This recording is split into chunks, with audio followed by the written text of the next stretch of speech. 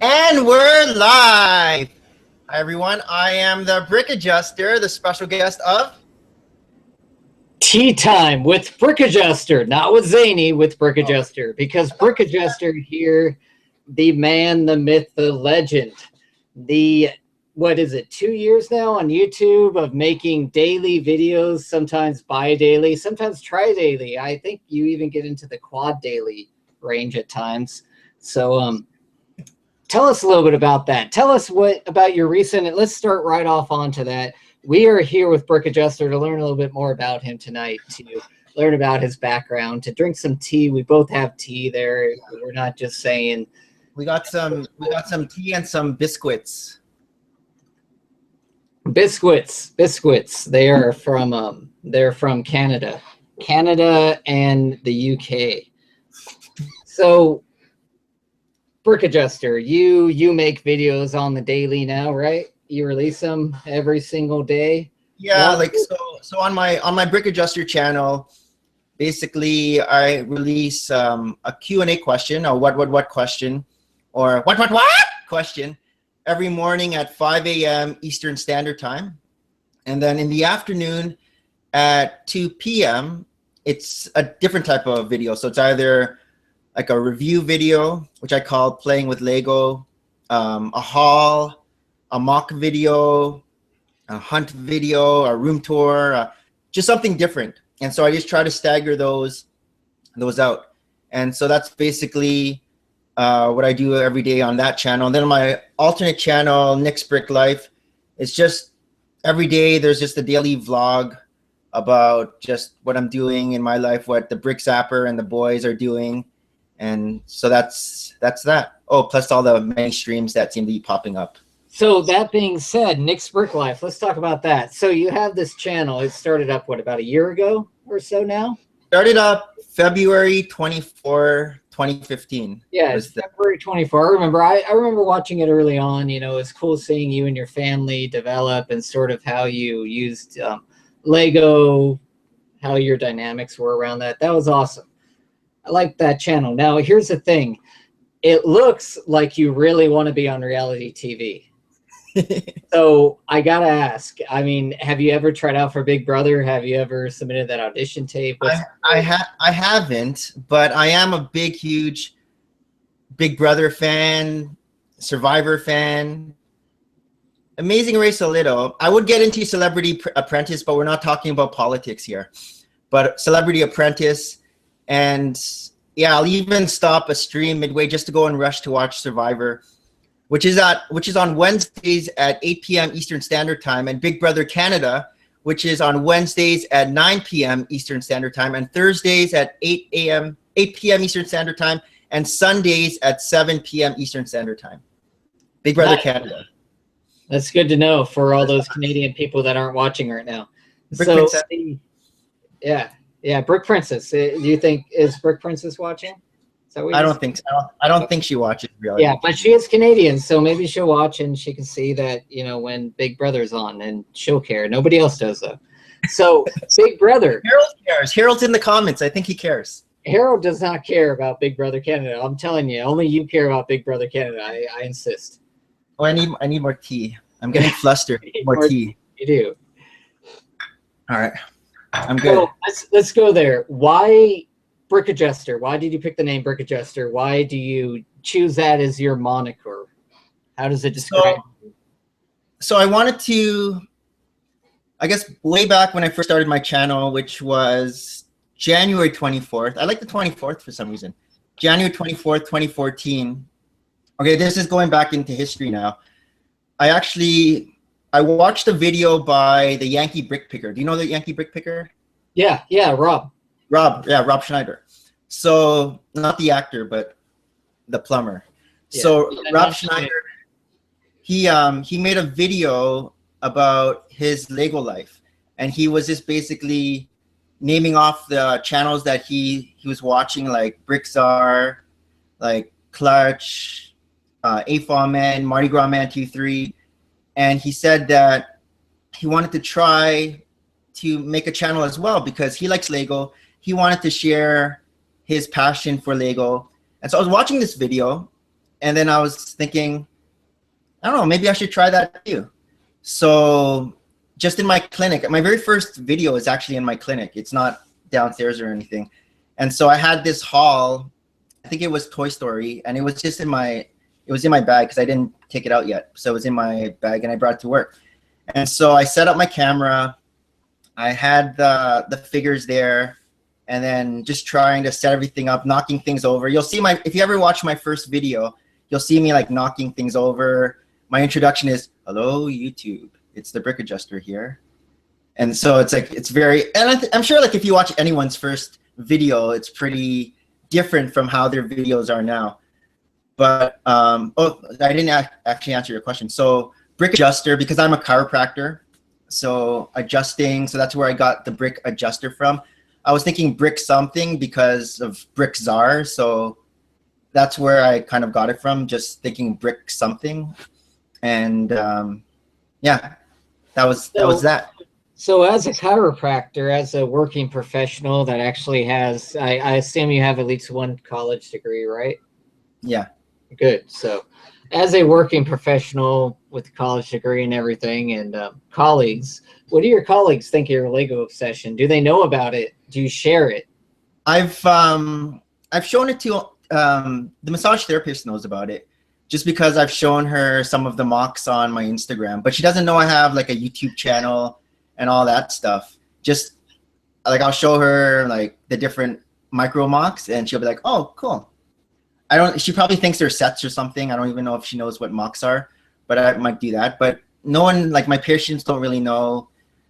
My parents just found out recently because they started watching Nick's Brick Life and they're like, oh, what's this? Because they don't really go into the basement. And when they finally went into the basement, they're like, oh, but I don't think they've gone into the laundry room to actually see the extent of the Lego obsession. But my mom saw a bunch of the mocks. My dad didn't really understand. He just thinks that Lego's Lego. And so I guess it's good in the fact that last year for my birthday, she actually got me some Lego sets, which ended up being Chima.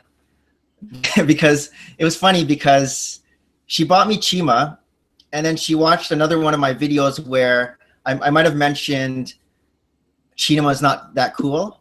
And so she quickly called me up and said, oh, that Chima set I got you, do you want me to return it? Because I just watched your video and you said it wasn't cool. I'm like, no, that's fine, it's fine. So yeah, Chima's cool. Chima's Chima. Nice. So your family knows now, but your coworkers, you keep it on the down low. Only the massage therapist has an inkling. Knows. Yeah, like, I guess my coworkers only know my my reality TV obsession. Oh, so tell me a little. I can only get some obsessions out of the bag. I can't talk about everything. So that's what you discuss on a daily basis with your coworkers, your reality TV. Yeah, I guess all the patients would want to know, like, oh, you guys are talking about health and wellness. You guys are talking about a reality TV all day. So your wife, you mentioned your wife, Brick Zapper. She is into Lego, and she was actually into Lego before I was into Lego. So I guess back when Harry Potter and Indiana Jones were a thing, that's when the Brick Zapper and Big T were doing Lego, and I wasn't even interested. Like Lego just went over my head because I was into reality TV. We'll just call everything reality TV. But they were into Lego, and I guess back then Maria was saying that she'd always be frustrated because Big T would always take apart sets and switch off minifigures and switch their heads and switch everything. And yeah, so she was all concerned about that.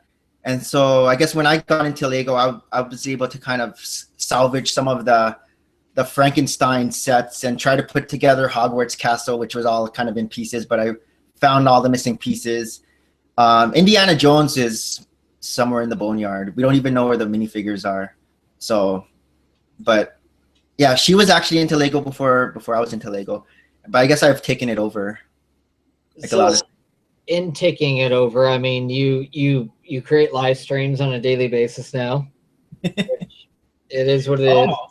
This week actually was a low live stream week because those patients got in the way. I was telling you earlier. I think I only live streamed like twice this week, like Monday, and actually it might have been more than twice. I don't know. I didn't live stream today, and I didn't live stream on Wednesday.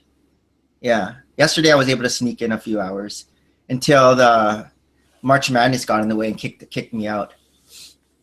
So speaking of that, even though you're up in Canada, you still follow American basketball. Why is that? Because the CIS, you know what the CIS? Well, the Canadian basketball is not fun to watch. It's like watching high school basketball compared to American basketball. But right now I'm following Kentucky because they got Jamal Murray, who is a Canadian, who might be projected number 4 right now on either number 4 or number 7 on the draft. But that's who I'm rooting for right now, Kentucky. I think they're ranked 4th in like they're seeded 4th, but hopefully they do better. A lot of the people in the office with me, they all watch that basketball crap. And being I'm actually in North Carolina and in Raleigh in the Triangle. So Duke, UNC, and all them they do that Final Four crap and whatever it is. You don't have your brackets all set up? People have brackets. They do all that stuff. I don't participate, to be honest. I don't understand it. Yeah, I didn't set up a bracket because I knew if I did, I wouldn't be able to even be on this live stream because I'd be watching basketball nonstop and checking injury reports and checking like what the weather is like outside the building in case people have trouble getting into the building and just crazy things. Yeah, you do have a fairly obsessive personality there. That's definitely a little bit. So you came back. How did you get into Lego in the first place, I guess? Because you see that Brick Zapper started before you, but how did you get into it? How did it flow into what it is now? It was actually the very first set I actually put together was the Creator 3-in-1 Lighthouse, where I helped Tristan put that together. And that was a while ago. And then after that was my first visit to the Lego store. And I've told this story before where when I walked into the Lego store, the first thing that I caught my eye was the architecture sets. Because I was like amazed that they actually made Lego sets of actual buildings. So I saw the White House first and I was like, wow. But I wasn't thinking of buying it or anything. I was just like looking at all the different sculptures. And then that same day or that same trip, I think Tristan grabbed the town hall and was holding it in his arms like that. And then Maria turned around to me and said, "You think we should get that?" And then I was like, "How much is it?" So she said how much it was. I don't even remember how much it was. And then so we ended up getting it. And we started putting it together on the kitchen table. I remember I was obsessed with organizing all the pieces because I said that it's going to be impossible to put this together unless you organized all the pieces, which now I don't even organize anything. I just throw it together, right? But I guess as a newbie, you'd be like, okay, so I set up all the pieces and Tristan and I started building it. So I think we got through the first floor. And so it was his bedtime. So he went up to bed and then I just kept on looking at it and it was kind of calling me. It was like, keep building me, keep building me. So I ended up building like the second floor and then I just stopped. I'm like, okay, I'm not going to continue. So he comes down the next morning and he's like, "What? You built that thing you built it without me?" And then I was just like, oops. So that was that. And then my first purchase on my own was actually the White House. I guess a couple days later, I found myself back at the Lego store by myself without the kids or even Maria. And I decided to buy the White House. And then I just remember the very first thing like the cashier said to me, she was like, is this for you? And I don't know, but that question seemed to really bother me, or I felt very ashamed. Like I shouldn't be buying this toy because Lego is for kids and not for adults. And so I said, no, it's for my son, which I'm thinking like it said, like, I don't even know what the age was, but it's probably more than how old Tristan was. But she was like, sure, we know it's for you. And then I just kind of, yeah. I didn't admit it though, but I just remember that. And then I put together that architecture set, and then it's kind of hooked. Then started getting a lot of the modular buildings and just the architecture sets, and that's what I was primarily building. It was nothing was even Star Wars. I wasn't even interested in Star Wars. I didn't even know there was a Star Wars section in the Lego store, because I guess when you first walk in, you got the blinders on. All you see is what you're interested in. I didn't even see any Lego City. I didn't even see any Star Wars. Like all the Star Wars sets basically seemed the same. Like they were all just ships. So I wasn't even interested in Star Wars. I was like, okay, yeah, they're all ships. I'm like, Maria even asked me, she's like, are you gonna get Star Wars? I'm like, no, Star Wars doesn't interest me. Similar to like any other theme. It was just basically all I saw was the architecture sets, and all I saw were the modulars. So nice. So that led you, and then it obviously to screw over time, and you're obsessive obviously about everything you do, and yeah, no, and then you got to get them all. Yeah, that's why I'm not even touching. I'm not even touching Lego Technic, because I know if I start getting to that, I'm gonna want to get all the Lego Technic. You know what I just ordered today? I just ordered, which is on sale right now at Amazon for for 20% off, basically. The Volvo RC Technic. I think the bulldozer one, but it's the full RC one that actually. I don't even know what. See, I don't even know what that is, because I'm trying not to know what that is. It has the full RC controls where you can control the actual, direction and the speed and everything, and also the bucket and everything else. But what you can do with that, it means you're trying to take those RC controls, put the servo motor and everything else into other things. I know what you're doing. I know what you're doing. Tricks. You're trying to get into the obsessiveness and trying to get me into Technic. Hey man, Technic's awesome. You want me to show you some Technic? I'll show you some Technic. I'll pull it out from under the table. I even have it, and it's not part of my city. That's like the one exception I have to the only things in the city Lego. Yeah, I built my first Technic set, which over Christmas, Maria's cousin from Australia, which his Lego name, which we gave him, is the Brickgineer, because he's an engineer. So he's known as the Brickgineer. But he bought Tristan the MK2 crane, the yellow one, the big crane. And I think he bought it for him because Brickgineer actually wanted to build it himself too. So he bought that. He split it with Maria. And so he got that for Tristan. And so during the Christmas break, all three of us built it together. But yeah, those are tough. Like I don't think I would be able to build that thing on my own, because it seemed like one little mistake, you'd have to take that whole thing apart.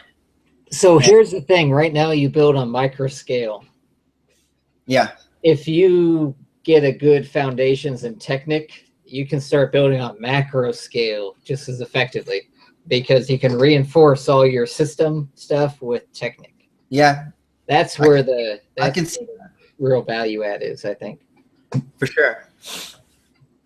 So with that, I mean, that brings you up to where you are now with your addiction and everything. You talked about some of the YouTubers that you're watching when you got into creating your channel, Yankee Brick Picker, for instance. Who are your favorite YouTubers? And more importantly, who are your least favorite YouTubers, and why don't you like them? So my favorite YouTubers, when I first started watching YouTube, well, the reason I started watching Lego YouTube videos was basically to see what to buy next, because I like getting into architecture and then getting into Star Wars. I wanted to know which sets was worth getting first, and so that's what brought me into the Brick Show, because Brick Show had documented all the different Lego Star Wars videos. And so I was going to Lasting Toys, which is my honey hole, where it has like all these different retired Star Wars sets. And I was like writing down prices and watching their videos to see like what the play features, what are the minifigures. And so that's where I got into that. And then I found like Brick Queen, and then Your Creative Friends. I wasn't really watching Jang. I was watching those three. I was watching Brick Queen, I was watching Brick Show, and Your Creative Friends. I really like Your Creative Friends because I like the interaction that Chad had with his daughter, and how they were just doing like it was more just watching them rather than watching the actual sets. And I liked whenever they do their live streams. It was just entertaining. And then Clutch came in through Your Creative Friends, and then that's how I got introduced to Clutch. And then I started watching him because I started watching his Ask Clutch questions. I actually wrote a Ask Clutch question to him with my actual name, which is not even Nick. And then I remember he like butchered my name, and then the very next video he actually gave me an apology because he butchered up my name and he knew how to pronounce my name for real. But yeah, so I liked watching them. Now I guess my least favorite YouTubers would be them because I don't even watch them anymore. I hardly watch Brick Show anymore. I hardly watch Brick Queen anymore. I hardly watch Jang. So they're probably my least favorite because I used to love them. I used to watch them all the time, and whenever I see their videos show up on my subscription keys, I just like skip through them. What I like watching now are just the channels like I hang with. But I kind of like watching like I like watch like today I watched Andrea's and Jeremy's their vlog video. It's something different. You kind of see their personality through there. I like watching live streams because you can kind of see the personalities of the actual YouTubers, and just kind of see what they're thinking. Because nowadays I don't really look at the reviews anymore because I already know what all the sets are. Like whenever Brick Show or Your Creative Friends do those New York Toy Fair things where they show the new things coming up, then I'll watch that. But then I already know what the sets are. Whereas when I first started, I didn't know any of the sets. So that's why watching those review videos were important to me, so I know what's out there. And I knew, because when I'd go to the store beforehand, everything just looked the same. Star Wars just looked like ships, all ships. Sort of like how City right now, all of City looks the same to me. I can't tell the difference between one City set or the other, and it's still not interesting me. And same with Friends, Lego Friends, they all look the same to me. All the Speed Champions look the same to me. A car is a car. I'm not obsessed about cars because I don't know cars. Cars are colors to me. The red car, the blue car. But if you want to get into like reality TV, I can tell you all the different characters of all the house guests in Big Brother. I can tell you. Okay, that's not. So here with that, or maybe you already have them and you just have not showed them. Where are your reality TV mocks? Where's your Survivor mock? Yeah, I didn't do any mocks on that. I didn't think about that, but you just gave me a great idea for new mocks. I mean, if that's your passion, why don't you express it in Lego, man? It's kind of separate though. Own it. It's kind of separate. Like my mocks that I've been making are, I guess, well, my latest things have been Lego Dimension. So I've been making a lot of micro mocks based on Lego Dimension, which is still Lego, because I do like playing video games, which I haven't been playing a lot because I've been building, and so Big T's been playing a lot of video games instead. But yeah. Oh, my latest mock is my Duplo whale mock. Your Duplo whale mock. Do you want to show Have that? you seen, Do you have it readily available, or is it far away? Oh, I'm in my tea time lounge here. Yeah, you stay in your tea time room. Don't worry about that. But it's on my Instagram. I think it's my latest. Well, besides the advertisement for this stream, it's my latest Instagram. Great. So just to clarify what you just said, your least favorite YouTubers for the audience are Jang Bricks, Brick Queen, and more importantly, Your Creative Friends. Your Creative Friends is one of Brick Adjuster's least favorite YouTubers. His favorite YouTubers. We were talking about earlier before we got on live that I wanted to share my brick show story. Oh, okay, go ahead. If you want to share it, you have it. Obviously, you want to share your brick show story during your least favorite YouTuber. It's my good segue because I don't know, watching the brick show on TV, like it's like, wow, these guys are so energetic and so friendly. And so I was all excited at Philly Brick Fest last year to finally meet the brick show. And yeah, they just kind of kept to themselves. I introduced myself. It's like, okay, you don't seem so important, so I'm not really gonna acknowledge you. I bought something from them, so then they were like, oh, okay, this guy bought something from me. And then afterwards, during the actual playing the games, still I'm kind of like just fly through. I think even Big T was doing silly things in front of one of their daughters, and then one of their daughters kind of gave him like the cold shoulder. I'm like, whoa, okay, that's not fun. But So yeah, I had a I was brief. kind of turned off compared to like meeting a lot of the other YouTubers that I met at Philly Brick Fest. That wasn't as they're not as approachable. Maybe after if they actually see this video, they might be more approachable, but they didn't seem that approachable. Maybe the kids, they might be more approachable, but I guess as it's a regular YouTuber. I think to autistic teenagers, they're more approachable because they have no filters anyways. Yeah. And they don't pick up on the awkward cringiness. So absolutely, I agree with you. They were at Brick Universe in 2015 here in Raleigh, and they did not seem approachable. That's what it comes down to. I don't know. They were selling overpriced retired sets and didn't seem approachable, and were just, maybe it's a kid thing. Which is opposite from their videos, because from when you watch their videos, I get the impression that they're very approachable. And we were talking about this earlier too before we went live, when I was asking you about if you thought YouTubers on YouTube were actually like that in their real life. Right. And my thoughts were, just talking to people on live stream, I thought like they seem pretty genuine. Like just talking to the people I've been hanging out on live streams, it seems that's what their personality is in their everyday life. I guess it's different from if you were just to put on a video, you're playing a character maybe, than compared to what you are, but I don't know. Yeah, I think for the most part, the Lego YouTube AFOL community, at least, are very much genuine with their intentions and how they present themselves. I think there's some that are absolutely not, but at the same time, those are usually the ones that are trying to, or attempting to, make a career out of it, and it's understandable at that point. You have to you're branding yourself. It's more of a career than a hobby, I guess. Yeah, when it gets to that point, and personally I have zero interest in that ever. Even if it was a feasible thing, I don't think I'd want that, because it just isn't something enjoyable to me. Well, you already have your career, and this is your hobby. Yeah, I like having a release. How many careers can you have?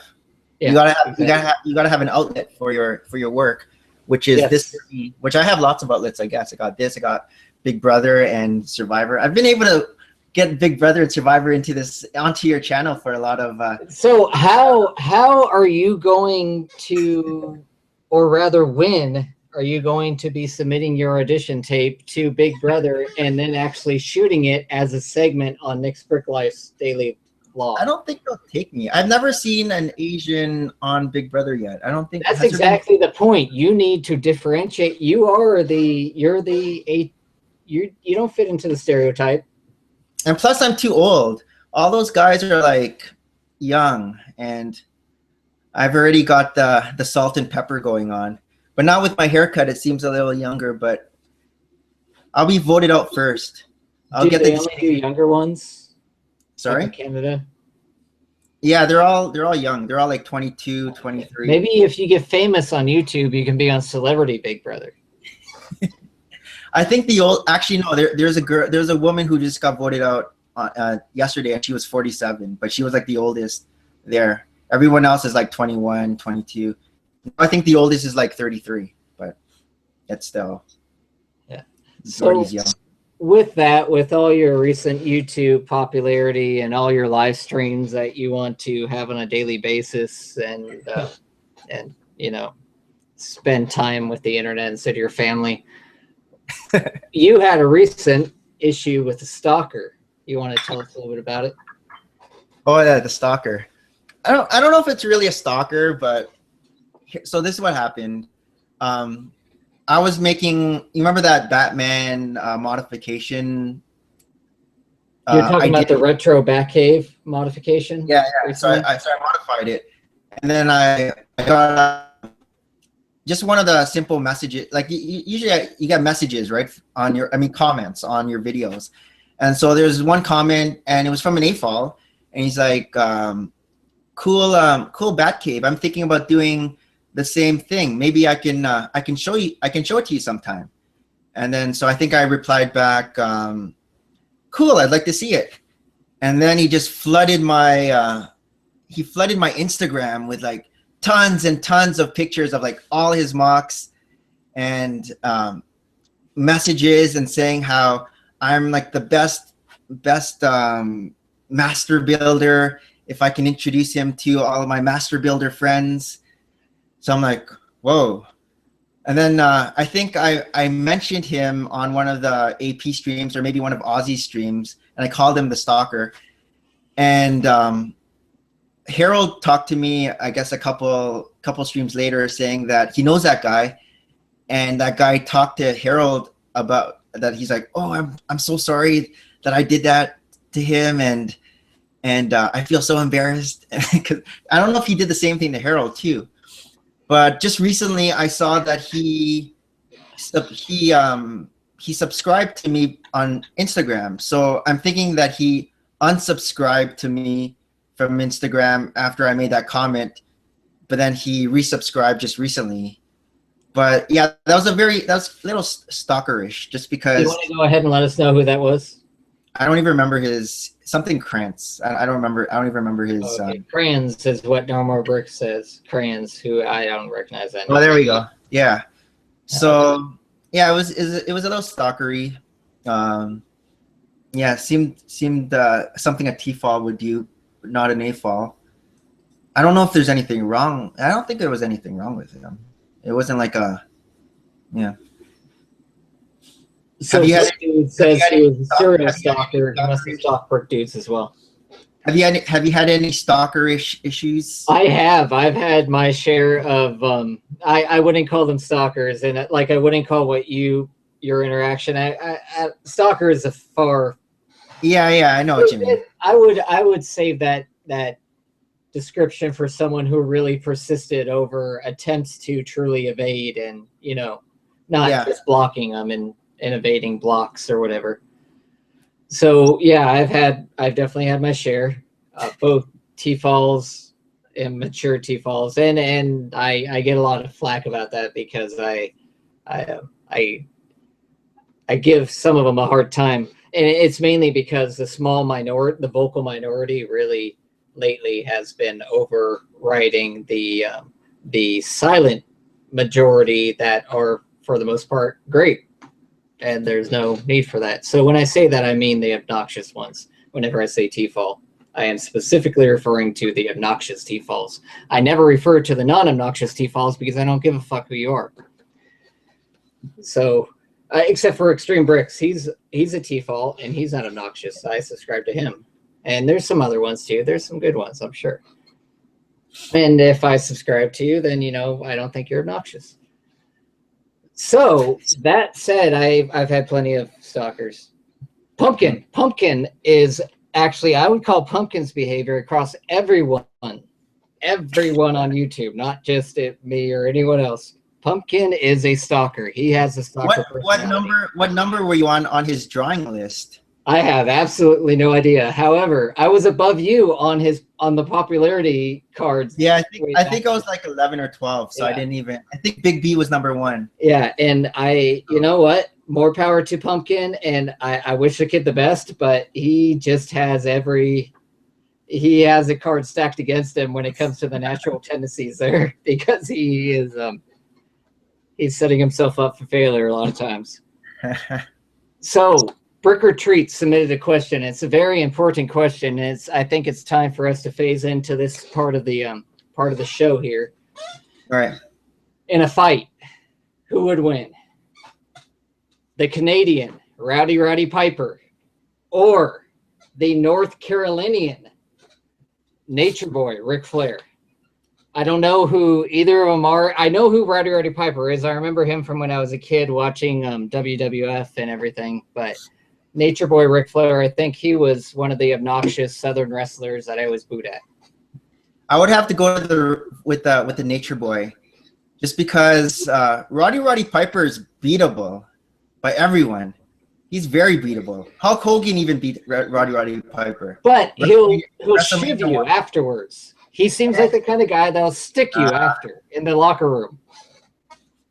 And he's had so many different, the old Ric Flair. He's he takes no prisoners. And actually, even I mean, like the old as in when he was younger, but even now, like Ric Flair is still the man. So I think he would be my pick. Okay. So Bricks for Chris. Bricks for Chris is in the comments wanting to criticize you a lot because that's what he does. He professionally criticizes Brick Adjuster. He hates you. It's what he. It's because of the firewalk. It's because I wouldn't walk away and let the girl win. And Bricks for Chris did. He was the gentleman. He said, okay, we're going to let the girl win. I'm going to step off. But I just kept on walking. I take no prisoners. If I'm not going to let my kids win anything, I'm not going to let. So with that, what mock that Bricks for Chris has extended or mod or what is? I think mod would be the most appropriate term. A lot of your stuff is very similar as far as what you do to modulars. Which one of Bricks for Chris's is your favorite? I'd have to say I'm liking his new brick bank, but I'd like to say that super huge Grand Emporium. But for myself, my favorite one that I've done is the Palace Cinema. I liked how that turned out, where I turned that corner building into that side building with a little indent. I think that turned out nice. Not to toot my own horn or anything, but I think that when you do that, when you go to modify an original Lego set as opposed to build something new, because you do both. You do some let's go into that actually now. You do some of your own mocks there, and it's something unique in the community, I think, and it's something you've sort of not completely unique to the overall Lego community, but to the Lego YouTube community. There's not a lot of micro builders that primarily focus on that and actually have structured cities that are segmented modular like you do. How did you get started in that, and why do you choose that format as opposed to other ones? Okay, so I guess I have to get into my other persona, the brick dancer. There you go. So I was playing around. I guess everyone was always asking me, when are you going to make a Lego city? When are you going to make a little Lego city? And I just didn't have room for a Lego city.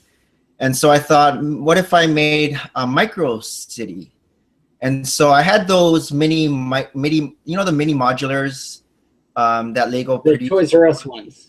No, not those ones. The ones from the Lego store, like the one. It was like a duplicate of. Oh, I got you. Yeah, they had ones. It was like a promo set one year. Yeah. So there were like 5 of them, and so I thought, okay, what if I use that as my start and just start building around that? So I think the very first thing I made was like a little micro park, and then after that, like I made like a little micro. It was like a pier or something like that. And but I wanted to show it off, but I created this other channel, the Brick Dancer, because I still wasn't confident about that mock or anything, and so I just wanted to show it there. And so I made this whole other thing where the Brick Dancer, sig fig, and he doesn't talk, and he had like totally different video style. So I was using like iMovie. I changed up the music and everything, and so people were thinking it was like a separate person, and so I was getting some feedback on there, and then I started trying to make more buildings similar to those 5 mini modulars that came out with Lego. So I made like another probably like 5 of them, and I set them up. So there's like a church, there was like a nunnery, there was like a little motel. You still have those? Yeah, they're like they're coming to Philly. Like, okay, good. Or maybe later on. Speaking of which, at midnight, in an hour from now, tune into that other Lego show. Brick Adjuster and I will both be moving over there and be joined by Big B, and we'll be in a little bit more open environment. And I'm betting that Brick Adjuster will be back in his Lego room and might be able to show this on there. Yeah, like I guess you haven't seen it, but yeah. And then so from there, I made Smallville.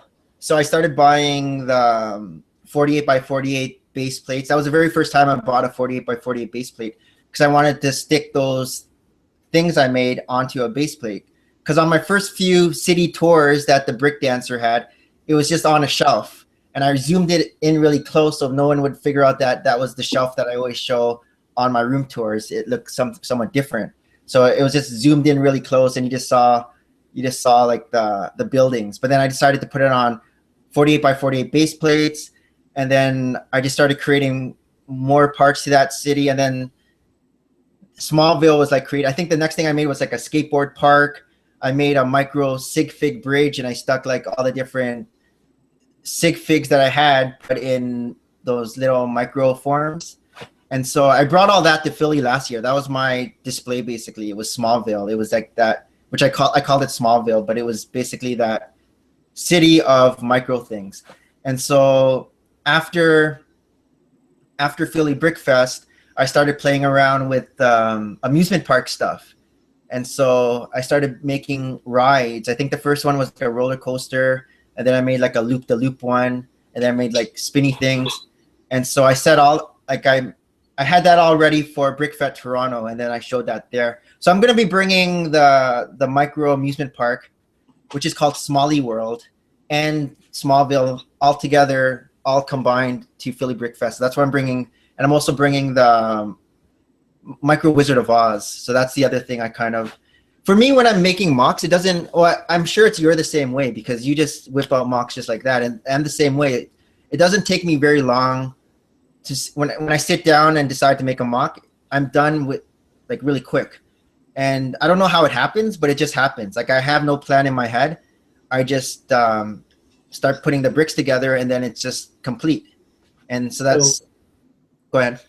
Yeah, I can do that for exteriors. I run into roadblocks when it comes to filling out the interiors on buildings, and I'm very much a stickler. So I build everything to have full interiors, but I would say half the buildings that I built in the city don't have interiors yet. They have like skeleton frameworks with like staircases, that sort of thing, but not actual detail. That's where I hit the roadblock. But yeah, I've seen you knock out the stuff really quick, and I can do that sometimes with the exteriors buildings. I can do that with buildings. I can't do that with other things. I can't do that with rock work.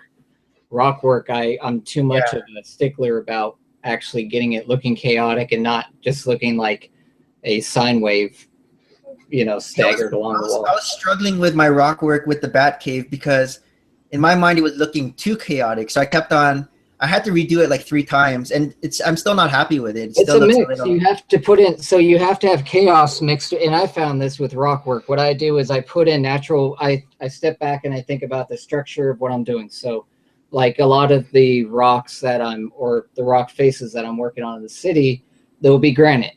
I think of them as granite. So I have veins of quartz. So what I'll do first is I'll lay down quartz veins along the overall structure of where I'm going to be building out that rock wall. And I layer it in that way. And I found that it comes out awesome when you do it that way. It just takes so long to really meticulously think of each layer as it would naturally form. So it's that sort of thing that I hope to carry on to when I build with my my son one day. I can teach him geology that way by actually building in layers and stuff. That's cool. Nice. But yeah, the fast building is difficult. So you just can pick it up and you go do, what are you looking to expand on the micro stuff? Are you looking to continue in that direction? So after Philly Brick Fest, I'm thinking about expanding on Smalley World, making more rides. And also, I don't know if I'll expand on the city yet, because I just can't think of what else, besides an airport. I can't think of what else I can add to it. Stadium? See, I have a stadium. Oh. And I think it turned out well. Well, you'll see it, I guess.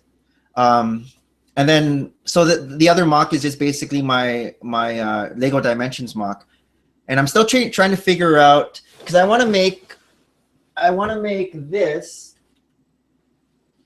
this thing here, but I want to make this either macro and have the actual scene sitting on each of these pegs, or make it micro and stick small ones in between each of the scenes. But that's what I have in my head, but I haven't figured out, like the macro one, the huge one, I'd have to go through like some engineering background to make that feasible. And whereas the micro one might not be too bad, but then I don't know what will look better. I just want to figure out a cool way to display all the scenes, because the Wizard of Oz one looks cool because it's all stacked like a story, whereas the Dimensions one, I still haven't figured out what I want. It'll come to me, like things just come to me, and then I'm like, boom, okay, let me just do it. Like I just have that idea, and I'm like, okay, there, and then I just put it together. And then whatever I'm picturing in my head, it just happens on in the bricks. And then that's basically how that works. But I still haven't figured out how I want to do the portal. But that's not until 2017. So I still have some. 2017, you're gonna have a Lego Dimension. You're gonna have a minifig scale then. Microfig scale. Microfig scale for Dimension. So how are you gonna go the full Dimensions line in Microfig? So I have a whole bunch already. I have Lord of the Rings, the superheroes, Simpsons, Back to the Future, Ghostbusters, the Lego Movie, Jurassic World. Like I already made all those. Like they're on Instagram already, and I think videos have already gone out of them. I still gotta do Chima. I still want to do Fred Flintstone. I might do the Jetsons. I think those are the only ones. Just because those, I saw those in the movie. I saw those in the video game. I saw Jetsons and Fred Flintstone. So I was thinking about doing those ones too. I still haven't done Chima just because I don't know. I might still try to accumulate more parts from parting out sets before I do that. So I build up my repertoire of parts before I go and do something. You know? Nice. So you have kids, obviously. You have 3 kids, right? Yeah. Yeah. Three kids. So you have 3 kids, and you started building through Big T, right? More or less. Yeah. Yeah. So that being said, you how do you engage your children with the Lego? How do you use it in a as a soon-to-be father? How do you use it as an educational or to help create that bond between you? Do you have a methodology to it? Do you try to actually incorporate anything when you do build with them? Basically, well, Big T doesn't like building sets anymore. He just likes building mocks, and so he'll run ideas by me, and then I'll try to find the picture of it so he can try to. He likes building his figures of different superheroes. Mason, he likes building sets still, and so whenever there's a set, then I'll set up like the little speed build camera thing so to record it building, and I guess that's how. And then plus whenever we're doing videos, they're always kind of there, and so they like giving their input on what their favorite parts are of the set and stuff like that. Even though that's also too, well, I guess that's more Maria. She brings them to the Lego store to do those monthly builds because I'm always at work. So she gets to interact with them that way. And so they like doing that, like playing with the Lego that way. I guess Mason also does mocks. The little guy, he's only 2. He still hasn't really been introduced to Lego, or he's seen the Duplo, but he couldn't care less. He's more into sports. He likes playing basketball, the little guy. We have this miniature basketball net. I'm just looking at it right now. And whenever he sees me, he grabs a little basketball. He gives it to me because he wants to shoot it into the basketball. And whereas the other 2 couldn't care less about that net. We bought that basketball net for Tristan when he was 2. And he was my, when I finally got a firstborn, I'm like, oh, good. Now I can play sports with someone. And he couldn't care less about soccer, about basketball, about anything.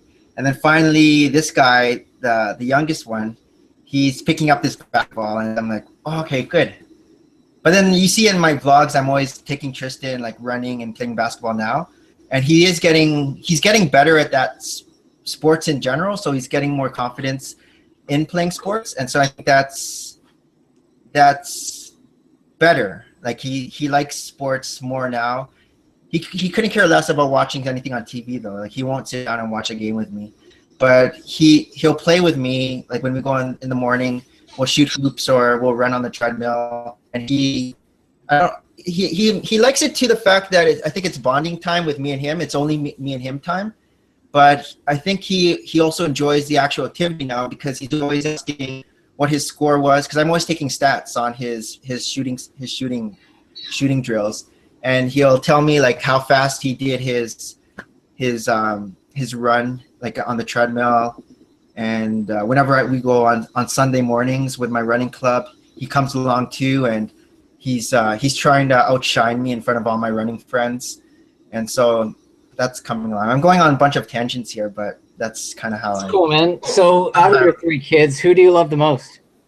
I'd have to say Tristan right now, because we have our bonding time in the morning, and he reminds me more of myself than the other 2 right now. He looks the most like me.